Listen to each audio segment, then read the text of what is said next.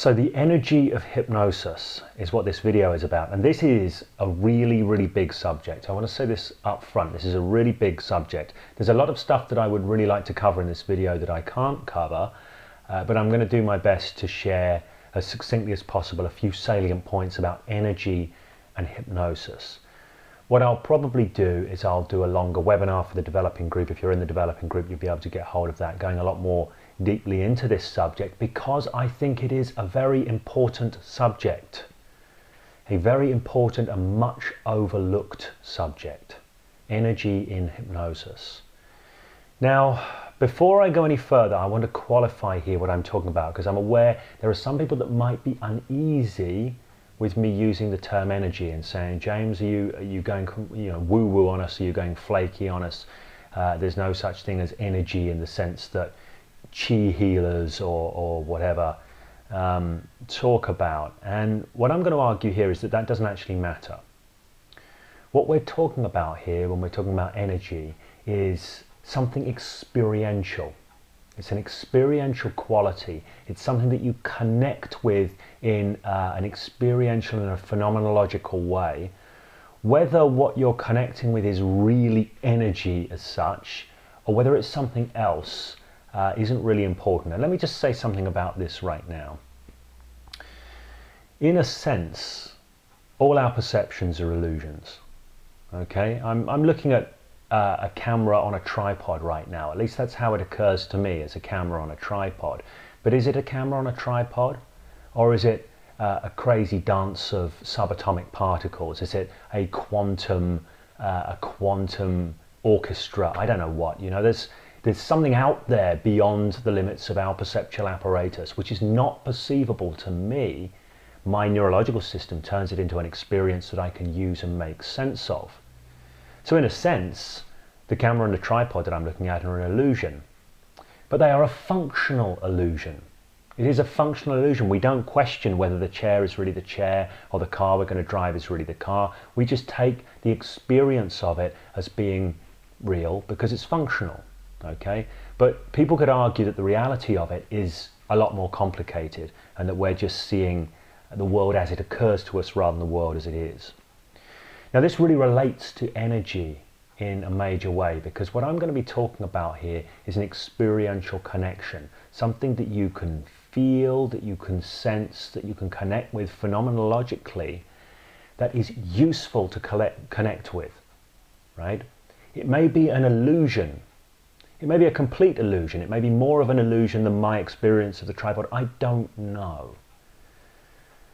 But I do know that when it comes to doing hypnosis really, really well,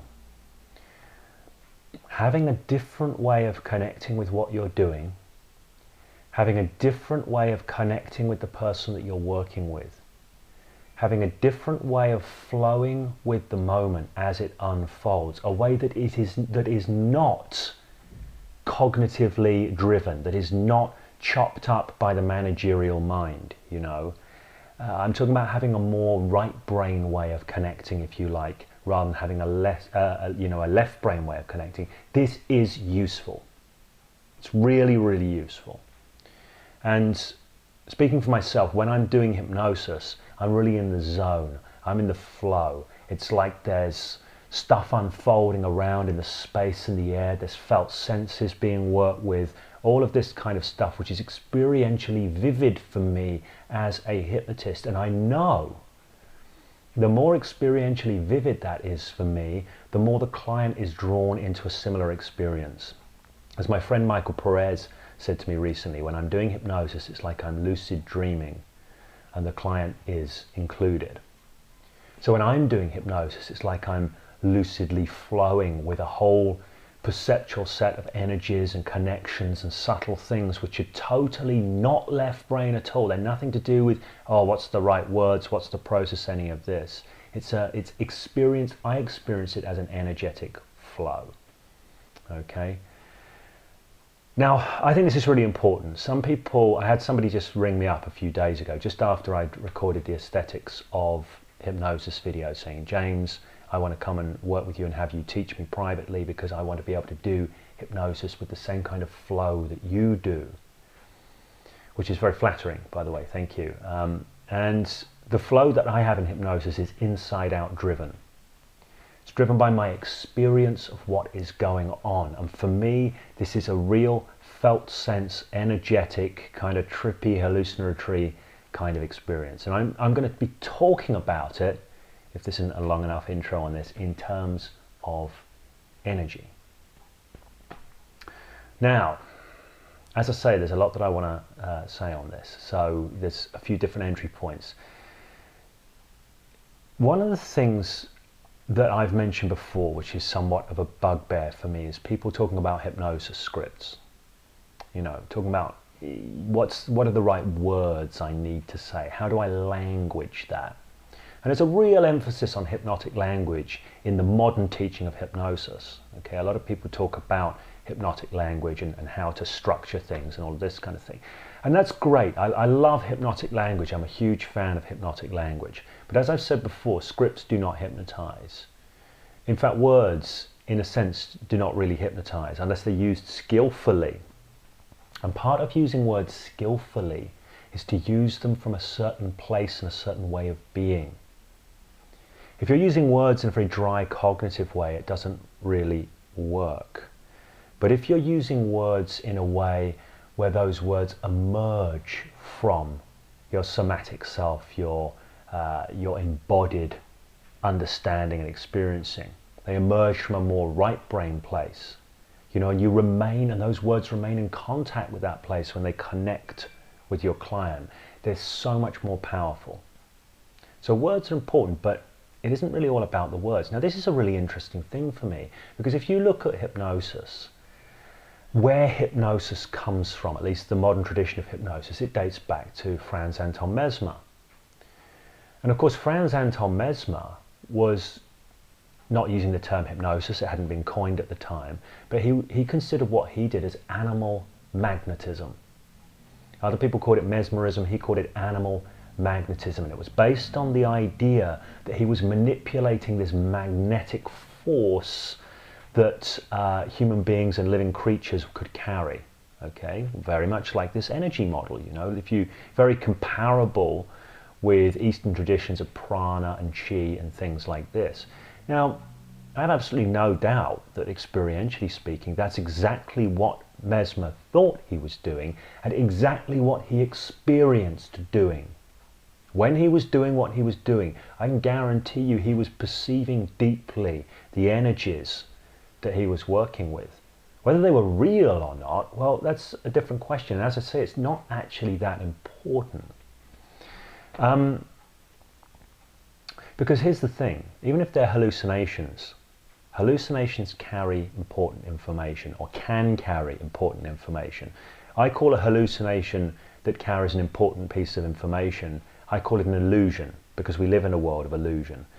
A hallucination that is not well aligned with reality, I would call a delusion. Illusion versus delusion. I might do another video on that at another point. But the point here is that Mesmer was working with energy. That was his experience, that was his perception, right? And he had incredible, raging success doing the work that he was doing. People would flock from all over Europe to come and work with him. You know, he ended up with way more people than he could handle. He was a phenomenon of his day. So much so that people, you know, a scientific committee was put together to study what he was doing, find out what was really going on here. Was it really animal magnetism? Was it really energy? Or was it something else? And the conclusion that the learned scientists came to was that it was not energy or animal magnetism that Mesmer was really working with. What was really going on here was simply a purely psychological phenomenon based on suggestion, based on communicated suggestions. And I think that they had part of the picture there.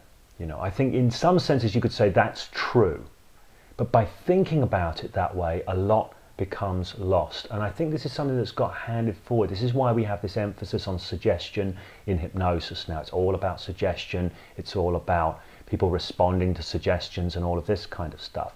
Really, really strong emphasis on that in modern hypnosis, generally speaking. Not so much an emphasis on energy. And why? Because it would all seem a bit woo-woo and a bit out there, but it doesn't matter whether it's real or not. It's about the experience. So let me just share something else. I came to hypnosis from a different background. I'd studied analytical philosophy in the kind of Western Anglo-American tradition, which is very, very left brain, if you like. It's very much about logic, it's very linear thinking, you know, it's very left brain, managerial mind thinking. This is my kind of academic background.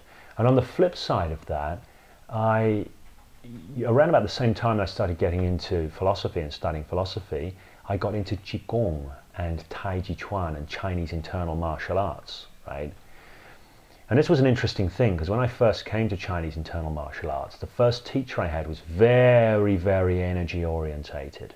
He used to do empty force knockouts and stuff like this. And I experienced this stuff vividly for myself. I really, really experienced it. And it was like, whoa. But I was also studying philosophy. So my analytical mind asked questions and broke it down. What's really going on here? Is this really energy at play, or is it suggestion? Is this how these no-touch knockouts are working? And with the contact stuff in Tai Chi Chuan, because Tai Chi Chuan specializes in being able to manipulate people's balance, take them off balance, this kind of thing, incapacitate them in many ways, in ways that feel mysterious. You can't make sense of what's happening to you. You just suddenly lose your balance. It's done through contact, mostly. So I was like, is this force, is this energy really there? Or does it just feel mysterious and that's some kind of woo-woo explanation for it? And because of my analytical philosophy mind, I broke it down and I started to understand that yes, you could understand things in terms of suggestion, you could understand things in terms of body mechanics and all of that, and you could make perfect sense of what was going on in terms of psychological suggestion, influence and body mechanics. Okay, these strange things that were going on in Tai Chi. So I was very much satisfied, and I went from initially really immersing myself in the energy thing to becoming a lot more of a dry practitioner and working with body mechanics, and that served me up to a point to work with body mechanics, to work with the technical details, so to speak. It was good learning. I did good learning through breaking things down in terms of body mechanics and psychology and suggestion. But that model, that experiential model, that reality tunnel, if you like, only took me so far in terms of my ability to do and be effective. And in order to take myself to the next level, I had to shift into a different reality tunnel. Now, when I say shift into a different reality tunnel, I don't just mean think about it differently. I mean literally experience it differently. So I started to connect back to the experiential, phenomenological side of it, started to experience flow and subtleties, and started to open myself up to other possibilities. So I decided I would become agnostic about energy. Rather than having decided it's not energy, it's not this or it's not that, I would be agnostic. And I would allow myself, that, you know, by that I say, I don't know whether it is energy or not. I genuinely don't know, and it doesn't matter.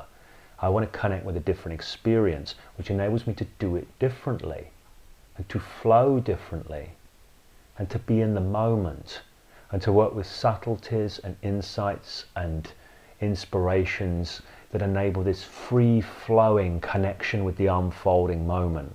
Enable you to steer the unfolding in creative ways. You see, you can't do that in Tai Chi from a left brain model of body mechanics, and you know, that kind of analytical side of your brain doesn't work in that fluid flowing multi-level processing way, right?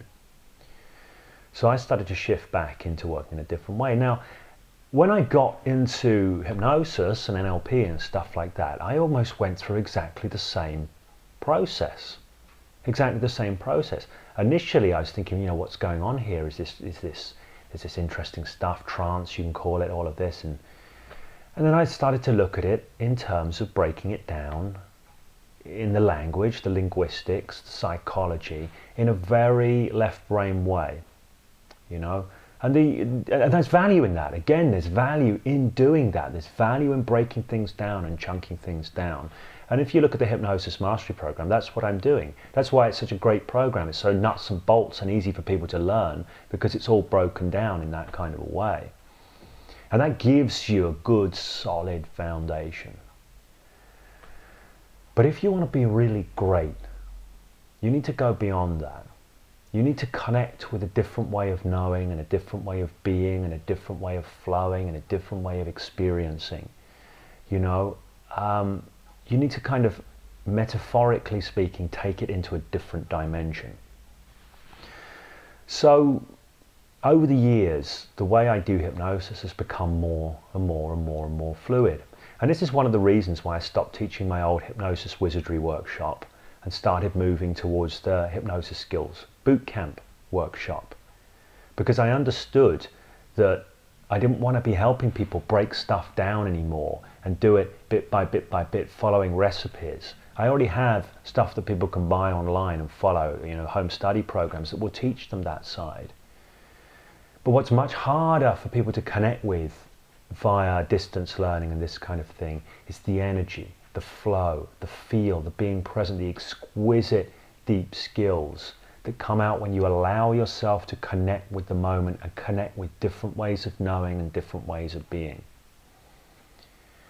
For me, when I do hypnosis, the words are important, sure, but the attitude, the orientation, where you are in terms of your experience, your mind, your heart, your somatic body, all of these connections, these are much, much more important things. This is why with the Hypnosis Skills Bootcamp, on the first morning at least, in a large part of day one, we take words out. There are no words. We don't start with the words. We start with the body. We start with the movement. We start with the connection. We start with the flow. We start with switching on all of that. And then later on, you know, towards the end of the first day and the second day, then we bring the words in, because the words are there to gently support something deeper and richer and more vibrant and more powerful. So I think it's a shame in many ways that poor old Mesmer got reduced to just suggestion. I think it's a shame. Yeah, I'm sure suggestion, of course suggestion is at play. Of course influence through words and linguistics are at play. But you know, the non-verbals are more important than the non-verbals and the para-linguistic stuff. You know, that's more important than the words. It's more important than the words. And what drives that? What drives your tonality? What drives your gesture? What drives your fluidity of movement? What happens at a deeper level? People read each other's non-verbals at a level of consciousness that is way, way, way beyond the narrow field of your usual awareness. You know, we're all more expert at reading subtleties. Yeah, and it's easy just to think of them in terms of vibrations, because when you get the feel and when you get the flow right, all the communication takes care of itself. So that's what I want to say about energy. I'm hoping that with this video I've been able to communicate to you something of the feel and the essence of this, because this is something that's beyond words. Okay, and if you're watching this and you've been typically a very left brain thinker, and I know what it's like to be a very left brain thinker because I had that dominant influence from Western analytical philosophy, I'd like to invite you to open up to a different way of knowing and a different way of being and a different way of connecting. And also I would like to invite you, if you're in the UK and you're available on the 27th and 28th of June, to come along and work with me personally, work in a room full of other people exploring this stuff on the Hypnosis Skills Bootcamp. This week, Half of the places have gone. I've only just kind of put this up this week. Half the places have gone. There's only 5 places left. For this week only, until Saturday night at midnight UK time, you can get the Hypnosis Skills Bootcamp for not $397, which is its usual ticket price, for $275. I'm checking the numbers on there. So if you'd like one of those last 5 places, I'd love to have you along. If this connects with you, if this resonates with you, what I'm saying here, you want to be in the room when we do this. And a little bit's changed since the last video I made. Okay, I'm going to put another video out about this. This will be the last Hypnosis Skills Bootcamp this year, because from September or October, me and my family are leaving the UK and we're going to travel around the world for a year. So we're going to be moving as we go. So I don't know how things are unfolding. I'm going to let people know about other workshops that might be coming up on different subjects. They won't be hypnosis subjects in the way that the Hypnosis Skills Bootcamp is, but that's for a different video. So if you want to be on the Hypnosis Skills Bootcamp, it's the 27th and 28th of June. Until Saturday night UK time, you can get one of the last 5 places for $275 instead of $397. It's going to be a fantastic weekend. We're going to be exploring hypnosis deeply from this inside-out experiential perspective. All hands-on, all working, no theory, no left brain stuff at all right brain tuning in.